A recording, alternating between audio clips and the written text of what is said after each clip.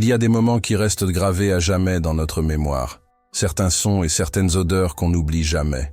Le crépitement du briquet, la forte odeur d'essence, la chaleur qui brûle presque la peau avant même de toucher la flamme. Mais rien ne se compare au miracle dont j'ai été témoin cet après-midi-là. C'était le 22 juillet 2024, à 16h23 précise, devant notre église, au cœur du Queens, à New York. Plus de 150 personnes étaient rassemblées, témoins d'un phénomène inexplicable. J'étais parmi elles, observant les flammes qui auraient dû consumer 700 Bibles en quelques minutes. Mais elles restèrent intactes, comme protégées par une force invisible. Je m'appelle Daniel Romero, j'ai 48 ans, et je suis né en République dominicaine. Je suis arrivé à New York en 1998 avec seulement 500 $ en poche, et le rêve de servir Dieu dans cette ville aux millions d'âmes. Aujourd'hui, je suis pasteur de l'église Fountain of Life, à Jackson Heights, dans le Queens, un quartier réputé pour sa diversité. Depuis 16 ans, je consacre ma vie à un ministère simple mais profond. Offrir gratuitement des Bibles aux plus démunis. Immigrants arrivés sans ressources, familles qui n'ont jamais pu en posséder une. Personnes curieuses d'en découvrir d'autres, sans abri, en quête d'espoir. Ce qui s'est passé ce mardi-là n'était pas un hasard. Il n'y a eu ni ruse, ni circonstance particulière. C'était l'intervention directe de Dieu, démontrant que sa parole est éternelle, indestructible et protégée par lui. L'intention était de détruire, mais le résultat fut une graine qui commença à germer. Des centaines de personnes ont vu l'impossible et ont décidé de croire au Dieu de l'impossible. L'événement a été filmé par 48 témoins et documenté par les forces de l'ordre et les pompiers. Il reste gravé dans la mémoire de tous ceux qui y étaient présents. Ce fut un moment décisif pour notre Église, qui a engendré l'une des plus grandes conversions que nous ayons jamais connues. Si vous n'avez jamais mis les pieds à Jackson Heights, il faut absolument le savoir. Ce quartier est unique. Avec ses 2,4 millions d'habitants et plus de 167 langues parlées dans ses rues, il vibre de diversité. À 3 rues de là, vous entendrez de l'espagnol, de l'arabe, du bengali, de l'hindi, du tagalog, du coréen, une véritable symphonie de l'humanité. Mosquées, temples hindous et églises coexistent harmonieusement. Les vendeurs de tamales rivalisent avec ceux de samoussas. C'est un lieu d'une grande beauté, riche en opportunités et parfois aussi en défis. Ce jour-là, le temps était typique d'un été new-yorkais. Ciel partiellement nuageux, soleil perçant les nuages, chaleur et humidité étouffante. Roosevelt Avenue était aussi animée que jamais, avec le bruit du métro aérien ligne 7, le va-et-vient incessant des passants et les vendeurs ambulants. Et là, dans ce chaos urbain, devant notre église, l'impossible se produisit. Notre église a vu le jour en 2008 avec une vision simple, apporter la parole de Dieu à ceux qui en avaient besoin. Et ce jour-là, cette vision a pris vie plus intensément que jamais. Ce feu, qui semblait annoncer la destruction, s'est transformé en un témoignage d'espérance, de foi et de la puissance surnaturelle de Dieu. Je suis arrivé à New York le 10, il y a 10 ans, accompagné de ma femme Rosa et de nos 2 filles, Daniela, 6 ans, et Sophia, 4 ans. Les premières années furent un combat de tous les instants. Je travaillais dans des restaurants, faisant la plonge 14 heures par jour, pour seulement 6 $ de l'heure. Rosa faisait le ménage dans des bureaux la nuit à Manhattan. Nous vivions dans un minuscule appartement d'une pièce dans le Bronx que nous partagions avec une autre famille dominicaine, 4 adultes, 5 enfants et une seule salle de bain. Nous avons vécu ainsi pendant 3 ans, économisant le moindre sou, mais gardant toujours la foi vivante dans nos cœurs. Nous fréquentions une petite église pentecôtiste du quartier, un refuge au milieu des difficultés quotidiennes. Dans le Bronx, le pasteur Esteban Rivera, un portoricain fervent, prêchait d'une manière qui embrasait les âmes. J'avais grandi dans une famille catholique en République dominicaine, j'assistais à la messe du dimanche, je connaissais les traditions, mais je n'avais jamais vécu de rencontre personnelle avec Dieu. Jusqu'à ce que j'entende le pasteur Esteban parler de la nouvelle naissance. Il a dit « Ce n'est pas une question de religion, mais d'une véritable relation avec Jésus-Christ. » Ces mots m'ont transpercé le cœur comme une flèche de lumière. Ce soir-là, je suis resté debout à l'autel, à pleurer pendant des heures. Rosa était à mes côtés, et ensemble, nous avons remis nos vies entièrement au Christ. Le pasteur Esteban a perçu en moi quelque chose que je n'avais pas encore remarqué. 6 mois plus tard, il m'a dit « Dieu t'a appelé à être pasteur. Tu vas fonder une église, et atteindre ceux que personne d'autre ne peut atteindre. J'ai ri nerveusement, incrédule. Pasteur, je viens à peine de terminer le lycée. Je ne sais pas prêcher correctement. Je ne comprends rien à la théologie. Et il a répondu, c'est justement pour cela que c'est parfait. Dieu se sert de ceux que le monde rejette. En 2005, j'ai commencé des études dans un institut biblique. Pendant 3 ans, j'ai suivi les cours du soir, de 19h à 22h, tout en continuant à travailler dans des restaurants la journée. C'était difficile, mais chaque sacrifice en valait la peine. En 2008, j'ai obtenu mon diplôme et, avec la bénédiction du pasteur Esteban et de 12 familles de la congrégation, nous avons inauguré l'église Manantial de Vida. Nous avons trouvé un local abandonné à Jackson Heights, dans le Queens, un ancien magasin d'électronique qui avait fait faillite. Avec ses 90 mètres carrés, ses murs sales et son sol jonché de détritus, c'était tout ce que nous pouvions nous permettre. 1200 $ par mois. Les 12 familles ont mis leurs économies en commun, nettoyé les lieux pendant 2 semaines, repeint les murs en blanc et apporté des chaises en plastique empruntées. Le premier dimanche de septembre 2008, 18 personnes se sont présentées. En décembre, nous étions 32. En 2010, 5 fois plus.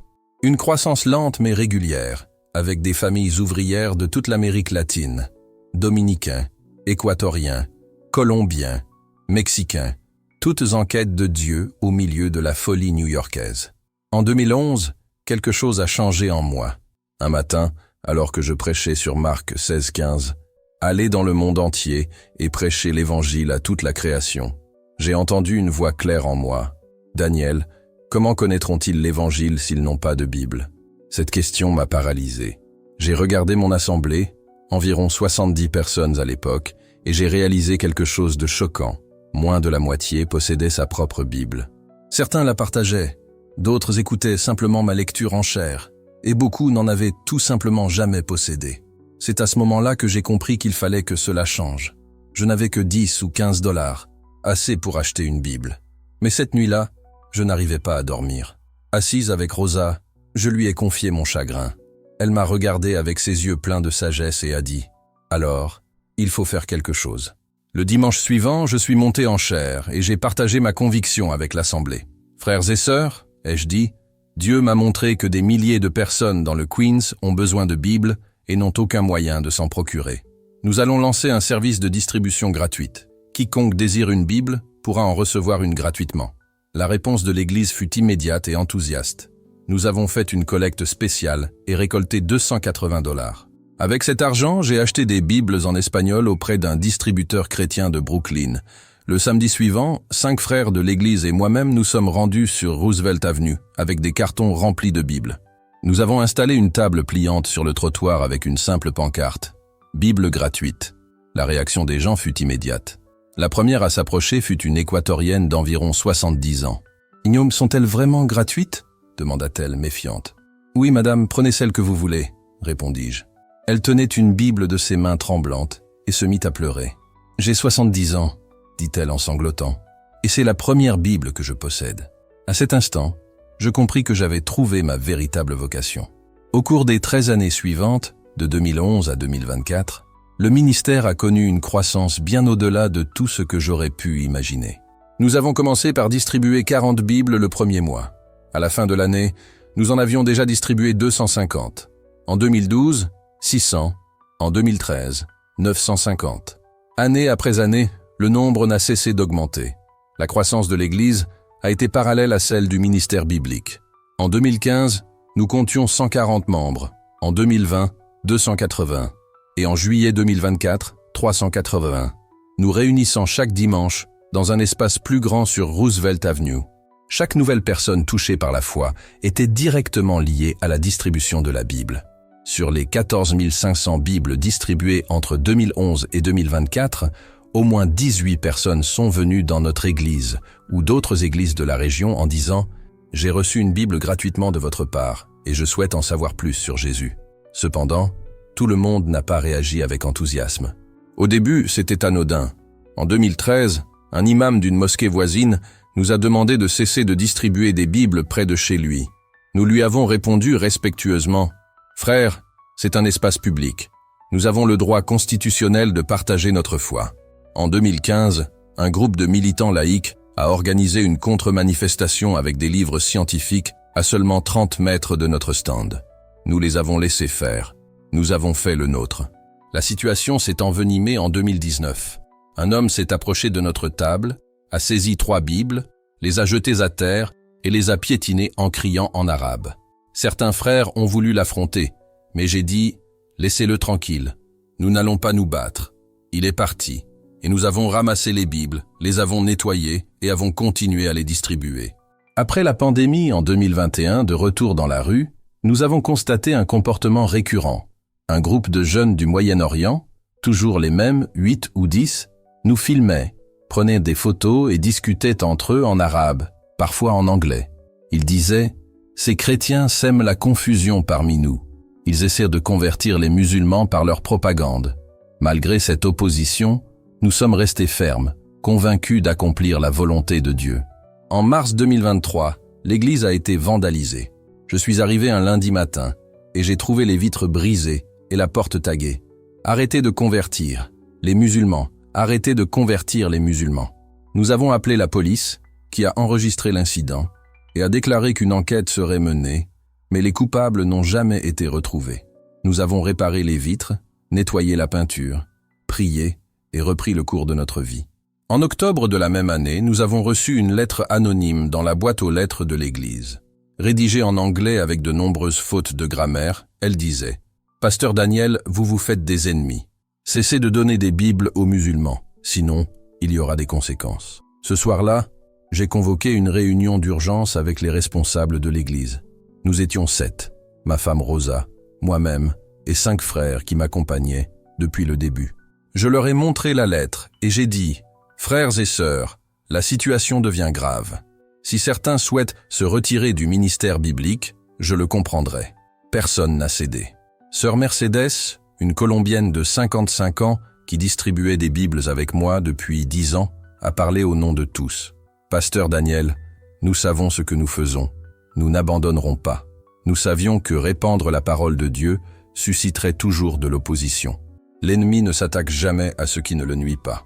Si nous sommes menacés, c'est parce que nous gagnons des âmes. » Pendant les 9 mois suivants, d'octobre 2023 à juillet 2024, nous avons persévéré dans la distribution de Bibles tous les samedis. Nous avons renforcé la sécurité, toujours en groupe de 6 personnes ou plus, jamais seul. J'avais toujours sur moi mon téléphone portable avec le numéro de la police en numérotation rapide. Nous avons installé des caméras de surveillance autour de l'église et tenu la police informée de nos activités. Notre ministère a connu une croissance encore plus importante. Nous avons prié et jeûné davantage, et Dieu a continué de nous bénir. Durant cette période, nous avons distribué 520 Bibles et avons vu 87 personnes se convertir au christianisme, dont 12 musulmans qui ont abandonné l'islam après avoir lu les Bibles que nous leur avions offertes. Puis, 20 juillet 2024. Le vendredi 19 juillet, nous avons reçu un don extraordinaire. Un couple de l'église, la famille Gutiérrez, avait vendu sa petite entreprise de nettoyage et souhaitait investir dans le ministère biblique. Ils nous ont donné 4 500 $. J'ai pleuré en recevant le chèque. Avec cette somme, nous pourrions acheter 700 Bibles d'excellente qualité. Non pas les simples Bibles que nous distribuions auparavant, mais des Bibles complètes, avec concordance, cartes, références et couverture en simili-cuir. J'ai immédiatement appelé le distributeur chrétien de Brooklyn. « Frère, j'ai besoin de 700 Bibles, édition Reina Valera de 1960, avec concordance. Vous les aurez lundi, pasteur Daniel, a répondu le responsable. 1 heure plus tard, il a confirmé « J'en ai exactement 700. Elles seront prêtes lundi, 22 juillet, à 13 h. » Dans la nuit du dimanche 21 juillet, j'ai fait un rêve inoubliable. Je me trouvais devant une église entourée de flammes. Les flammes m'enveloppaient complètement, mais je ne ressentais aucune chaleur, je n'étais pas brûlé. Au milieu du brasier, une voix puissante résonna. « Quand tu traverseras le feu, tu ne seras pas brûlé, et les flammes ne te consumeront pas. » Je me suis réveillé à 2h47, en sueur, le cœur battant la chamade. Rosa s'est réveillée en même temps que moi. « Qu'est-ce que c'était ?» a-t-elle demandé. « J'ai fait un rêve », ai-je répondu, ressentant encore l'intensité des flammes qui entouraient l'église, mais qui ne me consumaient pas. Elle me regarda, inquiète, mais avec cette lueur de foi dans les yeux. C'est Isaïe 43, dit-elle. « Je sais, ai-je répondu. Nous nous sommes levés, nous sommes allés au salon, nous avons ouvert la Bible et nous avons lu ensemble tout le passage. Quand tu traverseras les eaux, je serai avec toi, et quand tu traverseras les fleuves, ils ne te submergeront pas. Quand tu marcheras dans le feu, tu ne seras pas brûlé, les flammes ne te consumeront pas. Nous avons prié pendant 1 heure. Seigneur, dis-je, je ne sais pas ce que cela signifie, mais je sais que tu seras avec nous, quoi qu'il arrive. » C'était le lundi 22 juillet. Le ciel était nuageux, chose inhabituelle pour un mois de juillet à New York, où le soleil brille généralement de 1000 feux. J'ai passé la matinée au bureau de l'église, à préparer le sermon du mercredi, à répondre à des courriels et à organiser les détails d'une conférence prévue en août. À midi, j'ai déjeuné avec Rosa dans un restaurant dominicain près de l'église. Je lui ai reparlé de mon rêve. « On devrait peut-être reporter la distribution de cette semaine », lui ai-je dit. Elle m'a serré la main fermement et a dit « Dieu t'a donné ce rêve et cette promesse. Le feu ne les consumera pas. » À 13h, je suis arrivé chez le distributeur à Brooklyn. Luis, le gérant, un portoricain, m'a accueilli avec un sourire. « Pasteur Daniel, voici vos 700 Bibles. Elles sont magnifiques. » Il m'a montré les couvertures en simili-cuir marron foncé, avec des lettres dorées, des pages fines mais robustes, des concordances complètes et des cartes en couleur. « Luis, ce sont les plus belles que nous distribuons pour la gloire de Dieu, » a-t-il dit. Il a acquiescé, visiblement fier. Les Bibles étaient emballées dans 9 cartons, contenant chacun 50 exemplaires. Luis, 2 employés et moi avons chargé les cartons dans ma Toyota Sienna 2010, achetée en 2016 spécialement pour ce ministère. Les cartons remplissaient toute la banquette arrière. J'ai fermé la portière, serré la main de Luis et repris la route vers Queens. Il était 13h45 et dans 45 minutes, je serais à l'église. Dans les embouteillages entre Brooklyn et Queens, j'ai mis de la musique gospel et j'ai chanté, remerciant Dieu pour les 700 Bibles, pour la générosité de la famille Gutiérrez et pour les vies qui allaient être transformées. L'idée était de les entreposer temporairement à l'église et d'organiser une distribution spéciale le samedi 27 juillet où elles seraient toutes distribuées en même temps. Nous avions déjà 23 volontaires confirmés. Je suis arrivé à l'église à 14h35 et j'ai garé mon camion juste devant l'entrée. L'église occupe le rez-de-chaussée d'un immeuble de 4 étages avec 2 portes métalliques peintes en blanc et une pancarte au-dessus sur laquelle on pouvait lire « Église Fontaine de Vie » en lettres bleues. Je suis entré et j'ai interpellé les bénévoles qui préparaient déjà le matériel pour l'événement. « Frères et sœurs, les Bibles sont arrivées, venez m'aider. » 8 personnes sont apparues immédiatement. Ma femme Rosa, sœur Mercedes, une Colombienne fidèle, Roberto, un Équatorien travailleur, et d'autres bénévoles qui, comme nous, ont consacré leur vie à la diffusion de la parole de Dieu. Parmi les bénévoles qui m'accompagnaient ce jour-là, il y avait Elena, une infirmière mexicaine de 35 ans, José, un Salvadorien de 48 ans, Carmen, une Péruvienne de 50 ans, Pablo, un Vénézuélien de 30 ans, et Marcos, un Dominicain de 38 ans. Nous étions 9 au total. Nous sommes partis ensemble, et j'ai ouvert la porte arrière du minibus pour montrer les cartons. Ils étaient tous là, parfaitement empilés. « Frère, dis-je en prenant une des Bibles, ce ne sont pas des Bibles ordinaires. Voyez la qualité. » Leurs visages s'illuminèrent instantanément. « Pasteur, dit Mercedes, ému, beaucoup de gens seront bénis par cela. Nous avons commencé à décharger. Chaque carton pesait environ 16 kilos, mais grâce à la force de 9 personnes, en moins de 4 minutes, tout était disposé sur le trottoir, juste devant l'église. L'idée était de montrer les Bibles à tous les bénévoles avant de les ranger. Il était 14h43 quand j'ai laissé les cartons dehors et que je suis monté appeler le reste de l'équipe. Au 2e étage, 15 bénévoles préparaient des banderoles, des chaises et du matériel pour le grand événement de samedi. « Frères, ai-je annoncé, venez avec moi voir les Bibles.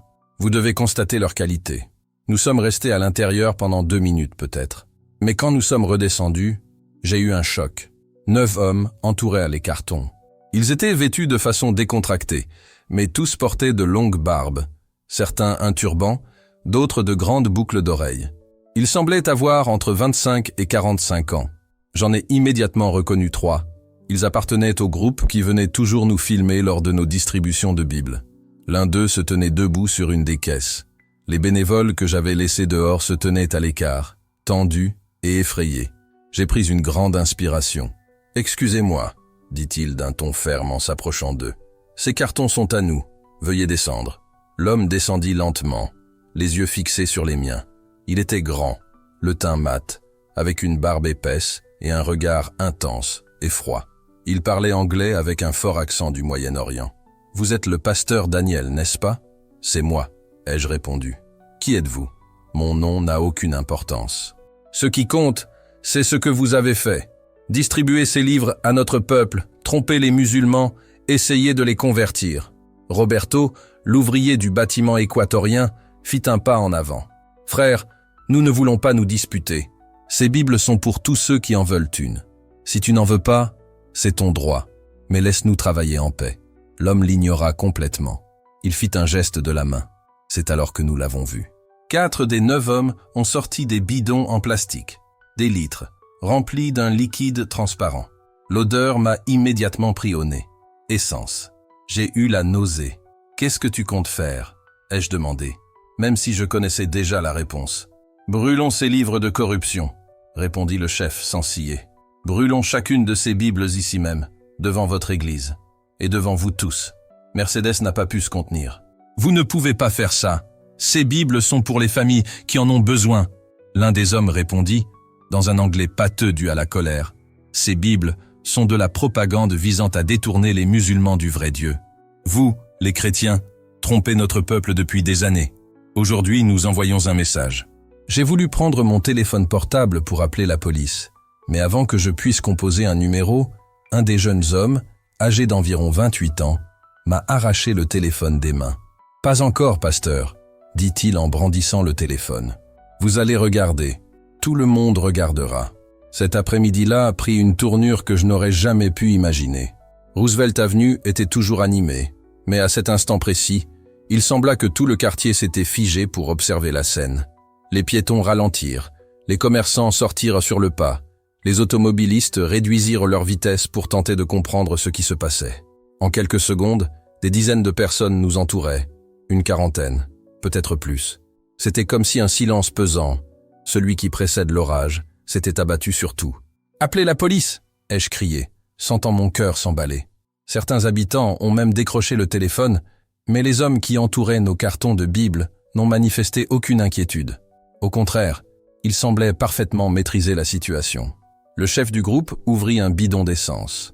L'odeur, suffocante, emplit l'air. Elle était si forte que même les plus éloignés reculèrent. Il déversa le liquide sur les caisses avec une désinvolture déconcertante. Bientôt, 3 autres firent de même, inondant tout à une vitesse effrayante. En moins d'1 minute, 9 caisses étaient complètement imbibées et le sol luisait de flaques d'essence. J'ai regardé Rosa, qui était à côté de moi. Elle avait les mains sur la bouche, le visage rouge, des larmes coulant sur ses joues. Je me suis approché de l'homme qui semblait être le chef, cherchant désespérément une lueur de compassion dans son regard. « S'il vous plaît, ne faites pas ça. Ces Bibles sont pour les gens qui n'ont rien, pour ceux qui cherchent simplement l'espoir. » Il me fixa froidement. « Ne m'appelle pas frère, ton espoir est illusoire. » Il leva le menton. « Il n'y a qu'un seul Dieu et un seul prophète. Ces livres que tu distribues sèment la confusion parmi notre peuple. Aujourd'hui, ils seront anéantis. » Il sortit alors un briquet orange ordinaire, un de ces briquets bon marché qu'on trouve partout. Il le brandit comme pour faire une annonce publique. Derrière moi, j'entendais déjà des gens crier « Laissez-les tranquilles, ainsi, appelez la police !» D'autres ont simplement filmé, choqués.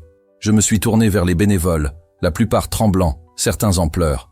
Formons un cercle, prions, maintenant. Personne n'a hésité. C'était comme si le Saint-Esprit nous avait poussés dans ce cercle.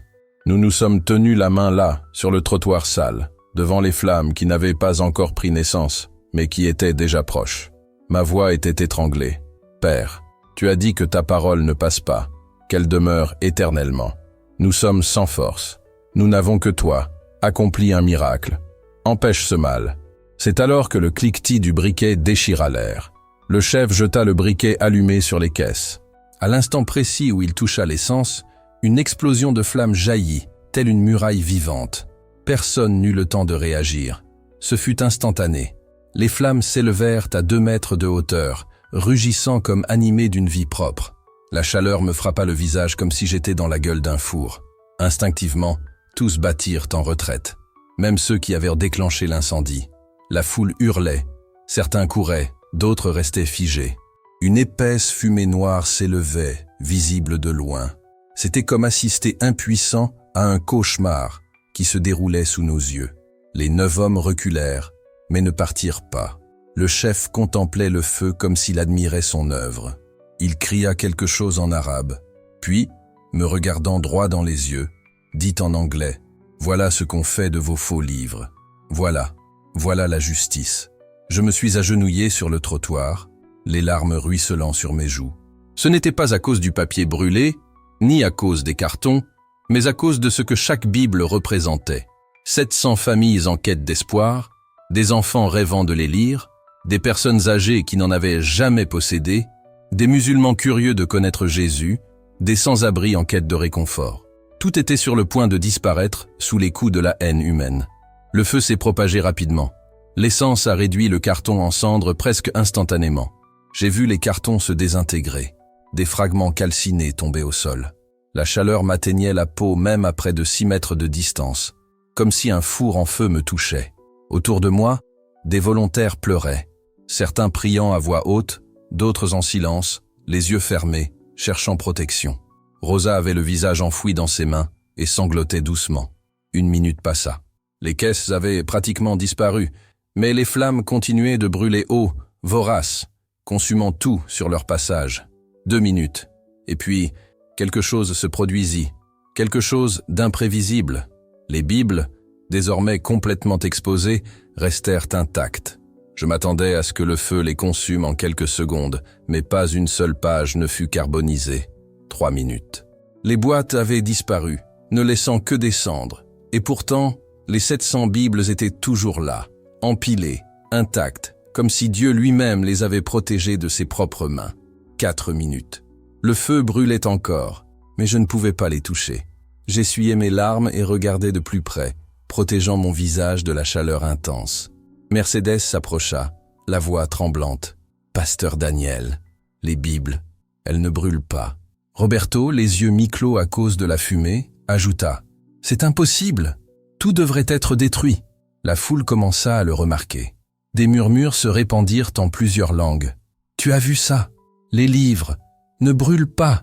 Comment est-ce possible? Ce n'est pas normal. » Les assaillants remarquèrent aussi quelque chose d'étrange. Le chef, pour la première fois sans son sourire rassurant, s'approcha du feu, fixant les Bibles comme s'il tentait de comprendre l'inexplicable. « Ça n'a aucun sens. L'essence devrait tout brûler, » dit-il à ses compagnons, incrédules. 5 minutes s'écoulèrent. Les flammes rugissaient toujours, mais commençaient à faiblir à mesure que l'essence se consumait. Pourtant, les 700 Bibles restaient intactes, entourées de feu, mais sans la moindre trace de dommage. 7 minutes. La foule avait grossi jusqu'à plus de 120 personnes. La circulation sur Roosevelt Avenue était pratiquement paralysée. Les voitures se garaient n'importe où, conducteurs et passagers, figés, regardaient, muets. Des cris fusaient dans différentes langues, certains sous le choc, d'autres en signe d'admiration. « C'est un miracle! Dieu protège sa parole !» ai-je entendu quelqu'un s'exclamer. Même certains musulmans présents restèrent silencieux, observant, conscients d'assister à un événement surnaturel. Parmi les assaillants, la confusion était palpable. Le jeune homme qui m'avait pris mon téléphone portable s'approcha du chef, visiblement mal à l'aise. « C'est impossible. L'essence brûle le papier en quelques secondes. Que se passe-t-il » Et là, au milieu des flammes qui étaient censées tout détruire, chacun pouvait voir. La parole de Dieu restait invaincue, vivante, incorruptible. 10 minutes s'étaient écoulées. L'essence était presque entièrement consumée et les flammes, qui s'élevaient auparavant comme un mur de 2 mètres, atteignaient à peine 1 mètre. Alors que le feu faiblissait, un spectacle incroyable se dévoila à tous. Là, au milieu de ce chaos fumant, les Bibles commencèrent à apparaître, une à une, comme si elles étaient exhumées des flammes elles-mêmes. Toutes, environ 700. 14 minutes plus tard, le feu n'était plus que la moitié de ce qu'il était. Le rugissement se mua en crépitement, le crépitement en un murmure. Et lorsque 18 minutes après son déclenchement, la dernière flamme s'éteignit, le spectacle qui s'offrit à nos yeux laissa la foule sans voix. Le sol était jonché de débris noirs provenant des caisses calcinées, l'air était saturé d'une forte odeur d'essence et la fumée s'élevait en volutes. Mais au centre de ce chaos, comme protégés par un cercle invisible, se trouvaient les 700 Bibles, intactes, ni carbonisées, ni tachées, ni déformées, intactes. Je me suis relevé lentement, encore un peu étourdi. Mes genoux tremblaient, comme s'ils allaient céder. Je me suis approché d'eux, sentant la chaleur de l'asphalte s'infiltrer à travers mes semelles. Je me suis agenouillé et j'ai ramassé une Bible d'une main tremblante. Elle était tiède, comme si elle avait reposé sur un siège de voiture au soleil. Rien de plus. Je l'ouvris, appréhendant ce que j'allais y trouver. Mais je n'y trouvais que la perfection. Les pages étaient blanches, sans la moindre marque, sans un coin jauni, sans la moindre odeur de fumée. C'était comme s'il venait tout juste de sortir du magasin. J'en pris un autre, identique, et encore un autre, identique. 3, 5, 10, tous parfaits. À ce moment-là, la foule explosa. Cris, pleurs, langues diverses se mêlaient, téléphones portables filmant de tous côtés. Certains affirmaient que Dieu existe, d'autres répétaient avoir tout vu, que c'était impossible. Rosa tomba à genoux et leva les mains au ciel en pleurant. Mercedes sanglotait sans pouvoir se retenir. Roberto leva les bras et cria sans s'arrêter. « Gloire à Dieu! Gloire à Dieu !» Elena, Carmen, José, Pablo, Marcos. Ils étaient tous en larmes, certains souriaient, d'autres étaient simplement sous le choc. Mais les 9 hommes qui avaient lancé l'attaque restèrent là, sans savoir que faire. Le chef fit quelques pas en avant. Son expression n'était plus celle de la défiance. Elle était différente, entre la peur et la révélation. « Ce n'est pas possible », murmura l'un d'eux, un homme à la barbe grise, la tête entre les mains. « J'ai travaillé 5 ans dans une station-service. Je sais ce qui arrive quand du papier prend feu. Ça ne devrait pas exister. » Je me suis approché du chef, une Bible à la main. Il a instinctivement reculé, comme s'il était confronté à quelque chose qui dévoilait son être profond. « Quel est ton nom, mon frère ?» ai-je demandé calmement. Il hésita. Il déglutit difficilement. Et finalement, il répondit. « Ahmed. » C'était presque un murmure. J'ai brandi la Bible entre nous deux. « Ahmed, Dieu vient de te révéler quelque chose. Tu es venu ici pour détruire sa parole, mais il l'a gardée sous tes yeux. Sais-tu pourquoi ?» Il ne répondit pas. Ses yeux, remplis de larmes, étaient fixés sur ce manteau brun qui refusait de brûler. « Parce que sa parole est éternelle, » ai-je poursuivi. « Aucun feu ne peut l'éteindre, aucun homme ne peut la détruire. » Ahmed prit une profonde inspiration et une larme coula. Et à cet instant précis, là, au beau milieu de Roosevelt Avenue, alors que la fumée s'élevait encore du sol, je compris. Dieu n'avait pas seulement protégé les Bibles, il touchait les cœurs. J'ai poursuivi, la voix ferme, mais le cœur battant la chamade. On peut brûler du papier, mais on ne peut détruire la vérité. On peut s'en prendre aux chrétiens, mais on ne peut arrêter le message de Jésus. Dieu a montré cela aujourd'hui, non pour condamner qui que ce soit, mais pour vous appeler à lui. Ahmed était à genoux, les larmes ruisselant sur son visage. Ses lèvres tremblaient, et la confusion se mêlait à la douleur. « Je ne comprends pas, » dit-il en sanglotant. « Je croyais servir Allah. Je croyais protéger l'islam. Mais ça, quel genre de pouvoir est-ce là ?» Je me suis agenouillé à côté de lui, posant ma main sur son épaule. « C'est la puissance du Dieu vivant, Ahmed. Il t'aime et veut que tu le connaisses. » Ahmed pleura pendant des minutes qui lui parurent des heures. La foule qui l'entourait, silencieuse et retenant son souffle, observait la scène. Et puis, un événement inattendu se produisit. L'homme qui m'avait arraché mon téléphone portable, Karim, s'avança, les larmes ruisselant sur son visage. « Je m'appelle Karim, » dit-il. « J'ai quitté le christianisme il y a 10 ans, et je me suis converti à l'islam par colère envers ma famille. Mais aujourd'hui, j'ai vu quelque chose que je ne peux nier. » Il s'agenouilla près d'Ahmed. Un à un, d'autres hommes du groupe s'approchèrent, jusqu'à ce que 6 des 9 soient agenouillés sur le trottoir, en larmes, brisés, anéantis par ce qu'ils venèrent de voir. Des hommes venus le cœur rempli de haine, prêts à détruire, se recueillaient désormais en silence, confrontés à l'impossible. Les 3 autres se retirèrent, pâles, silencieux, incapables de parler. Le son des sirènes se rapprochait. La police arrivait enfin. Il était 16h55. À 17h30, 32 minutes après l'incendie, 3 voitures de police et un camion de pompiers sont arrivés. Les agents, préparés à un incendie, sont sortis, mais n'ont trouvé que de la fumée résiduelle et une scène qui semblait défier toute logique, des restes de carton calcinés, mais 700 Bibles intactes. Qui a signalé l'incendie ? A demandé une policière. Beaucoup de gens, ai-je répondu. Ils ont utilisé de l'essence pour essayer de brûler nos Bibles. Le capitaine s'approcha, examina chaque livre, ouvrit les pages, vérifia les couvertures et les pages. Ça n'a aucun sens, murmura-t-il. Un des pompiers, un Afro-Américain d'environ 48 ans, s'est approché de moi. Monsieur, pouvez-vous m'expliquer comment 700 livres en papier et en cuir synthétique ont survécu à un incendie d'essence de 18 minutes sans aucun dommage? Le capitaine prit une des Bibles, la sentit, toucha les pages, en retourna la couverture et les pages. Son regard était complètement déconcerté. « Monsieur, dit-il finalement, je suis pompier depuis 24 ans. Le papier brûle à environ 233 degrés C. L'essence qui brûle atteint entre 600 et 800 degrés C. Si ces livres étaient tout restés 5 minutes dans les flammes, ils auraient dû être complètement détruits. Mais ils sont intacts. » Il leva la Bible comme s'il n'en croyait pas ses yeux. Un silence absolu s'abattit sur la foule. Là, sur Roosevelt Avenue, la foule, les volontaires, la police, les pompiers, tous furent témoins d'un phénomène qu'aucun manuel, aucune science, aucune expérience ne pouvait expliquer. Un miracle vivant, sous nos yeux. Il n'y avait aucune explication logique. La police a recueilli tous les témoignages.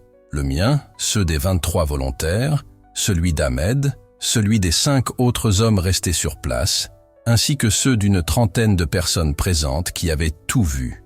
Tous racontaient la même histoire. 9 caisses imbibées d'essence. Un violent incendie qui a duré 18 minutes. Et finalement 700 Bibles intactes. Les autorités ont examiné 48 vidéos enregistrées par différentes personnes.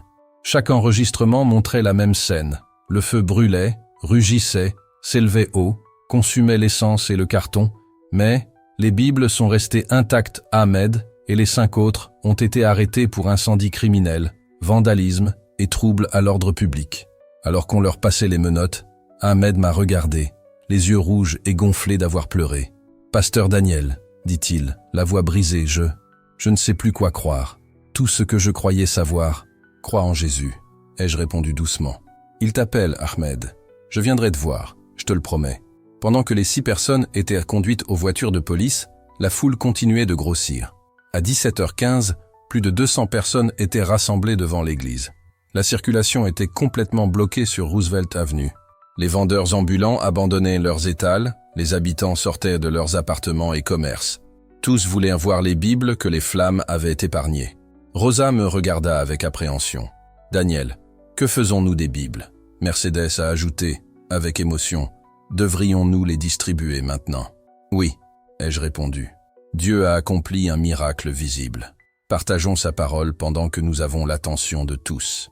Nous avons rapidement organisé les bénévoles. Chacun a pris une pile de Bibles et nous avons commencé à parcourir la foule en les distribuant. Vous aimeriez recevoir une Bible? Elle est gratuite. La réaction fut incroyable. Des personnes qui, d'ordinaire, auraient refusé un livre religieux, prenaient désormais la Bible en main avec respect. Certaines en pleurant. Un musulman bangladais d'une 50aine d'années tenait la Bible à 2 mains. « Je suis musulman », a-t-il dit. « Mais ce que j'ai vu aujourd'hui, je dois lire ce livre. » Une équatorienne, mère de 4 enfants, a pris 5 Bibles, une pour elle et une pour chacun de ses enfants. En larmes, elle a déclaré « Je veux que vous sachiez que les miracles existent. » En moins de 40 minutes, nous avons distribué les 700 Bibles. Chacune d'elles, rescapée de l'incendie, se trouvait désormais entre les mains de personnes ayant été témoins du miracle ou en ayant entendu parler et qui s'étaient empressés de témoigner. Musulmans, hindous, athées, tous prenaient une Bible. Un jeune étudiant américain s'est approché, tenant le livre. Si cela s'est réellement produit, je dois enquêter sur ce Dieu. Cette nuit-là, les vidéos ont commencé à se répandre rapidement. Une femme a diffusé en direct sur Facebook le début de l'incendie, l'essence versée, le feu qui s'est déclaré, les flammes qui se sont propagées et les Bibles restées intactes. En seulement 8 heures, la vidéo a été partagée 38 000 fois. Le lendemain matin, elle avait déjà atteint 1,9 million de vues. D'autres vidéos sont apparues sur Instagram, TikTok, Twitter et YouTube, montrant le même miracle sous différents angles, laissant le monde entier perplexe. Dans les semaines qui suivirent, l'impact du miracle se propagea comme une traînée de poudre. Les médias locaux s'emparèrent rapidement de l'affaire. NAVC 1, Telemundo 47, Univision 41 et même le New York Daily News dépêcha des journalistes sur place. Dès le vendredi, 5 jours seulement après l'incendie, la vidéo la plus partagée avait déjà été visionnée 12 millions de fois. 12 millions de personnes avaient vu de leurs propres yeux les Bibles restées intactes au milieu des flammes. La couverture médiatique s'est rapidement multipliée. CNN en espagnol nous a interviewés et Univision Nacional a réalisé un reportage spécial. La vidéo est devenue virale non seulement aux États-Unis, mais aussi en Amérique latine, en Europe, en Afrique et en Asie. Des personnes de cultures et de croyances différentes la regardaient et la partageaient. Mais, mes frères et sœurs, les chiffres ne disent pas tout. Ce qui comptait vraiment, c'était ce qui s'était passé dans le cœur des gens. Ahmed, le chef du groupe qui a tenté de détruire les Bibles, a passé 4 jours en prison avant de pouvoir payer sa caution. Le lendemain de sa libération, je l'ai rencontré dans un petit café arabe près de la mosquée où il avait l'habitude de prier. Il est arrivé l'air abattu, les yeux cernés et l'air épuisé. Avant même que je puisse dire un mot, il a dit « Je ne peux ni manger ni dormir. Chaque fois que je ferme les yeux, je vois ces Bibles entourées de feu. Elles n'ont pas brûlé et je sais que j'ai vu quelque chose qui contredit tout ce qu'on m'a appris. » Ahmed commença à raconter son histoire. « Je suis né en Jordanie, dit-il. Ma famille est musulmane depuis des générations. Je suis venu aux États-Unis il y a 12 ans pour étudier. Je me suis radicalisé en regardant des vidéos d'imams affirmant que les chrétiens sont des ennemis de l'islam. Quand je vous ai vu distribuer des Bibles aux musulmans du quartier, j'ai senti qu'il était de mon devoir de vous arrêter. » Il marqua une pause, tremblant. « Et puis, il s'est passé quelque chose. J'ai essayé de détruire 700 Bibles, et non seulement elles sont restées intactes, mais elles se sont retrouvées entre les mains de centaines de personnes. J'ai compris que peut-être, juste peut-être, j'étais du mauvais côté. Nous étions assis là, et je lui ai parlé de Jésus, non pas comme d'un ennemi de l'islam, mais comme du chemin, de la vérité et de la vie. Je lui ai parlé de l'amour de Dieu, de la grâce offerte à tous, quel que soit leur passé, et du sacrifice du Christ qui transforme les cœurs. Ahmed pleurait en silence, absorbant chaque mot. Plus tard, dans ce même café, il a prié avec moi. À travers ses larmes, il a dit « Je ne sais pas si tu m'aimes encore après ce que j'ai essayé de faire, mais je veux te connaître non seulement comme un prophète, mais comme mon sauveur. » Le dimanche suivant, Ahmed commença à fréquenter notre église.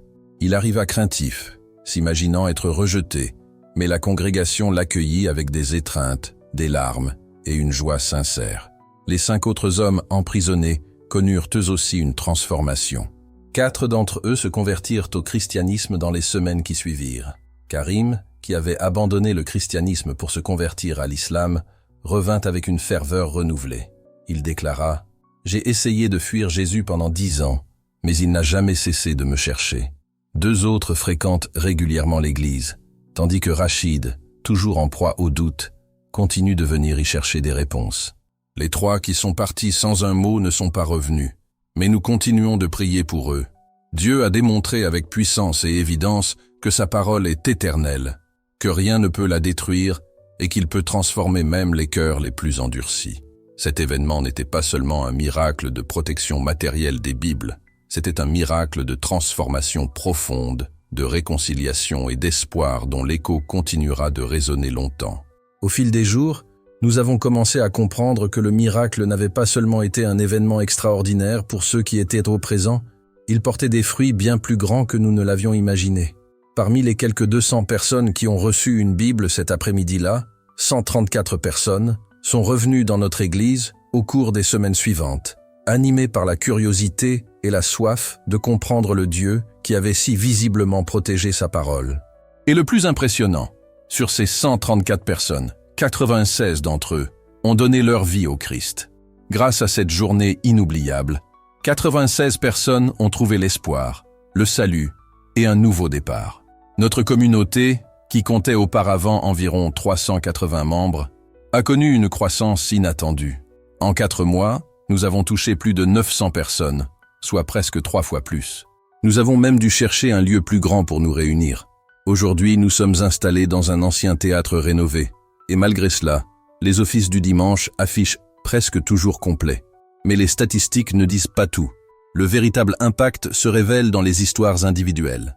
L'une d'elles est celle de Fatima Hassan Jahi, rencontrée une Égyptienne de 38 ans, toujours très réservée, toujours impeccablement vêtue de son hijab, mère de 3 enfants. Elle faisait ses courses lorsqu'elle a remarqué la foule et s'est approchée pour voir ce qui se passait. Elle a été témoin du miracle du début à la fin. Lorsque je lui ai proposé une Bible, elle a hésité. Je ne sais pas si je peux l'accepter. Ce n'est qu'un livre, après tout. J'ai souri et lui ai dit, lisez-la et laissez Dieu parler à votre cœur. 3 semaines plus tard, Fatima m'a contacté. Elle m'a confié qu'elle lisait la Bible en secret, tard le soir, quand tout le monde dormait. Elle lisait tout, chaque page. Dans le Coran, Jésus n'est qu'un prophète. Mais ici, il est différent. Il est vivant. Elle est encore au début de son cheminement, pleine de doutes et de craintes, mais avec une sincérité qui nous pousse à prier chaque jour pour elle et sa famille. Une autre vie transformée fut celle de Louis Chenun, américain d'origine chinoise de 52 ans, propriétaire d'un restaurant réputé du quartier, a vu les vidéos sur WeChat et a ri, pensant que tout était mis en scène. C'est du CGI, a-t-il dit. Mais plus il menait d'enquête, plus il se rendait compte que personne ne pouvait expliquer ce qui s'était passé. Des enregistrements différents, des témoins différents, et même le rapport des pompiers confirmait l'inexplicable. Un jour, Louis est venu me voir et m'a confié « Pasteur, je suis un homme logique.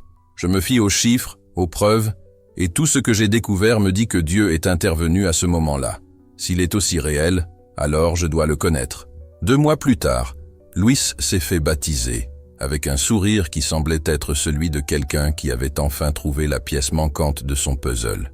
Mais l'une des histoires les plus frappantes est peut-être celle de Gabriela Morales Youn, hondurienne de 29 ans. Elle portait un fardeau immense depuis longtemps. Elle avait déjà tenté de se suicider à 3 reprises. Et ce jour-là, elle avait quitté son domicile déterminée à acheter des pilules pour réitérer sa tentative. Mais en chemin, elle aperçut la foule et fut attirée par ce qui se passait, ignorant que Dieu allait déjouer ses plans. Quand je lui ai offert une Bible, elle a demandé, les yeux emplis d'un profond vide. « Pourquoi ? Pour qui suis-je » Et j'ai senti le Saint-Esprit me souffler, parce que Dieu t'aime plus que tu ne peux l'imaginer, et qu'il ne t'a pas abandonné. Elle a emporté la Bible chez elle. Au lieu de prendre ses médicaments, elle a ouvert le psaume 139. Elle a pleuré pendant des heures. Elle m'a confié plus tard, « J'ai eu l'impression que Dieu m'avait trouvé au cœur de mon désespoir. » Aujourd'hui, Gabriela est métamorphosée. Elle suit une thérapie, a trouvé un sens à sa vie et anime même un groupe de soutien pour les jeunes souffrant de dépression. La Bible qui n'a pas brûlé m'a sauvé la vie, m'a-t-elle dit un jour, et je ne l'ai jamais oublié. Et il y a aussi Marcus Washington, 45 ans, un homme qui portait les stigmates de 20 années passées dans la rue, impliqué dans des gangs.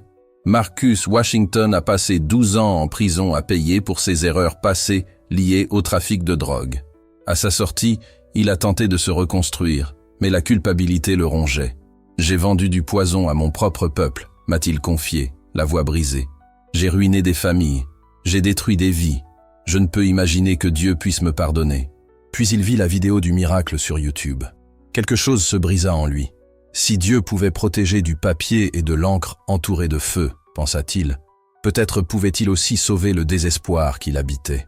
Marcus arriva à l'église, les yeux embués de larmes. « Pasteur, pensez-vous qu'il y ait encore de l'espoir pour quelqu'un comme moi ?» Je le regardai et lui dis fermement, « Marcus, si Dieu a sauvé des hommes venus détruire sa parole, il peut certainement te sauver. » Aujourd'hui, Marcus s'est non seulement fait baptiser, mais il consacre aussi sa vie à aider les jeunes en difficulté. Il visite des écoles, partage son témoignage et s'efforce d'éviter que d'autres ne commettent les mêmes erreurs que lui. L'impact du miracle s'est répandu à travers le monde.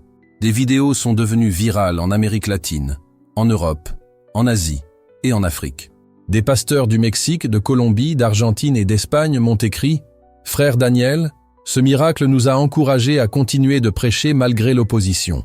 Un missionnaire en Indonésie a rapporté qu'après avoir montré la vidéo à un groupe de musulmans, 3 d'entre eux se sont convertis au christianisme. Une Allemande, athée depuis 25 ans, m'a confié « Je ne peux pas expliquer ce que j'ai vu dans cette vidéo. J'ai commencé à lire la Bible pour la première fois. » Nous avons reçu plus de 200 messages provenant du monde entier. Ils ont témoigné qu'après avoir vu la vidéo des Bibles qui n'avaient pas brûlé, ils avaient décidé de se convertir au christianisme. Chaque témoignage est unique. Wang, originaire de Chine, nous a écrit « Je suis chrétien et j'appartiens à une église clandestine. En voyant la vidéo, j'ai su que Dieu me protégerait comme il a protégé ses Bibles. » Amira, du Maroc, a déclaré « J'ai quitté l'islam en secret il y a 1 an. J'avais peur de me déclarer chrétienne, mais ce miracle m'a donné le courage. Je me suis fait baptiser en secret. » Le ministère de distribution de Bibles a connu une croissance impressionnante. Avant le miracle, nous distribuions environ 120 Bibles par mois. Aujourd'hui, nous en distribuons 850 par mois, grâce au soutien financier de chrétiens de tous les États-Unis. Au cours des 4 derniers mois depuis le miracle, nous avons distribué plus de 6400 Bibles et 80 personnes sont venues chez nous ou dans d'autres églises. Vouloir en savoir plus sur Jésus. Quant aux hommes qui ont tenté de détruire les Bibles, la justice les a rattrapés, mais d'une manière transformatrice. J'ai parlé avec le procureur du miracle qui avait changé leur vie. Lui aussi chrétien a accepté de faire preuve de clémence, travaux d'intérêt général, dédommagement et mise à l'épreuve. Le plus incroyable, c'est qu'ils ont effectué leurs heures de travaux d'intérêt général, travaillé avec nous, distribué gratuitement des Bibles dans le Queens. Ahmed m'a récemment dit « Pasteur, je suis venu pour détruire la parole de Dieu, mais la parole de Dieu m'a détruit, d'une manière positive. Elle a détruit ma haine, mon ignorance, mon orgueil, et m'a reconstruit en un homme nouveau en Christ. » Aujourd'hui, 4 mois après le miracle, notre Église continue de croître de façon impressionnante. Nous avons baptisé 387 personnes.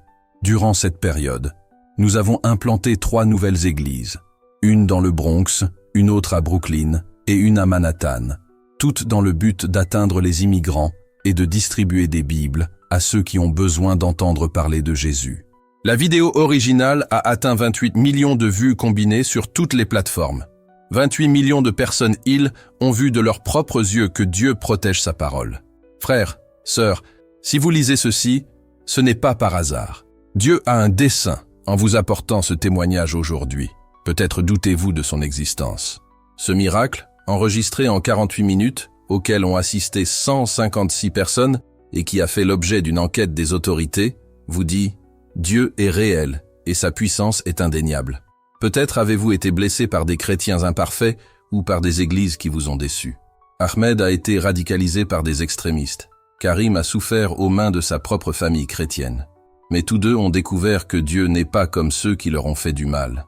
Peut-être vous sentez-vous comme Gabriella, aux prises avec la dépression et le désespoir. Si Dieu pouvait protéger 700 Bibles au milieu des flammes, il peut te protéger dans tes ténèbres. Je veux que vous compreniez quelque chose de puissant. La parole de Dieu est indestructible. Jésus a dit « Le ciel et la terre passeront, mais mes paroles ne passeront jamais. » Depuis 2000 ans, des empires ont tenté de détruire la Bible. Ils l'ont brûlée, interdite, ridiculisée. Et pourtant, elle est le livre le plus publié, le plus traduit et le plus lu de l'histoire. Et ce jour-là, dans le Queens, Dieu a montré pourquoi. Il protège sa parole. S'il prend si bien soin d'un livre, imaginez combien plus il prend soin de vous, créé à son image. Rien n'est impossible à Dieu. Ahmed est venu pour détruire les Bibles et maintenant il les distribue avec amour. S'il a pu sauver celui qui a attaqué sa parole, il peut vous sauver. Quel que soit votre passé, aussi sombre soit-il, la grâce de Dieu vous suffit. Alors, que ferez-vous de ce témoignage? Le considérerez-vous comme une simple anecdote intéressante? Ou permettrez-vous à ce miracle avéré d'éveiller votre cœur à la réalité de Dieu? Si vous n'avez jamais remis votre vie à Christ, le moment est venu. Si vous êtes loin de lui et souhaitez revenir à lui, il vous accueille maintenant. Répétez cette prière avec moi dans votre cœur. Père céleste, je viens à toi au nom de Jésus. J'ai vu ta puissance. J'ai vu comment tu as protégé ta parole au milieu du feu. Je reconnais que je suis pécheur et que j'ai besoin du salut. Je crois que Jésus est mort pour moi et qu'il est ressuscité. Je te demande d'entrer dans mon cœur, de me transformer, de pardonner mes péchés, de guérir mes blessures et de me donner la foi. Au nom de Jésus. Amen. Si vous avez fait cette prière, Dieu l'a déjà entendue. Même si vous ne ressentez rien maintenant, il est déjà à l'œuvre dans votre vie. Vous n'êtes pas seul. Ce n'est que le début de votre histoire avec lui. Je vous demande une seule chose. Indiquez votre ville et votre pays dans les commentaires. Nous voulons voir comment Dieu utilise ce témoignage à travers le monde. Et si vous connaissez quelqu'un qui a besoin de l'entendre, quelqu'un qui doute, quelqu'un qui souffre, partagez-le. Un simple geste peut changer une vie à jamais. 4 mois après le miracle, nous continuons de distribuer des Bibles tous les samedis. Nous continuons de voir des vies transformées. Nous continuons de constater que le même Dieu qui a protégé sa parole dans le Queens agit encore puissamment aujourd'hui. Le 22 juillet 2024, à 16h23, 1700 Bibles ont été incendiées. Mais Dieu dit non et les flammes ne les touchèrent pas. Votre situation n'est pas plus difficile que Dieu. S'il a pu protéger le papier, il peut vous protéger. Ayez confiance, croyez et préparez-vous à voir l'impossible. Que Dieu vous bénisse. À la prochaine, au nom de Jésus. Amen. Père, je protège tous ceux qui ont entendu ce témoignage.